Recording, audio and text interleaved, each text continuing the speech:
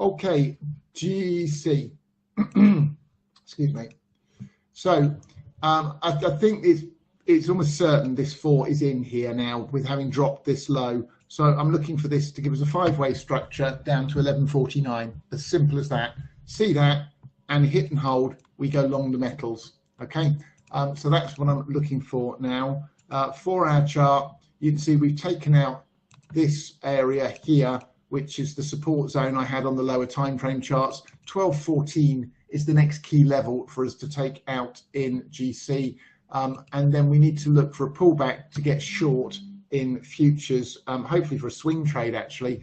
And then on the hourly chart, you can see we're right in the lower part of this support area here. There's that 12.14 that needs taking out. Day trading wise, I'm looking for the lower blue line at 12.16 to be taken out today, followed by 12.14 after that in GC. Okay, I'm going to look quickly at the GDX this morning.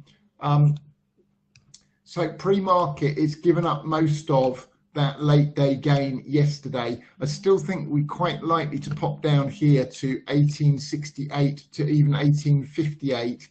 This one may or may not be in here.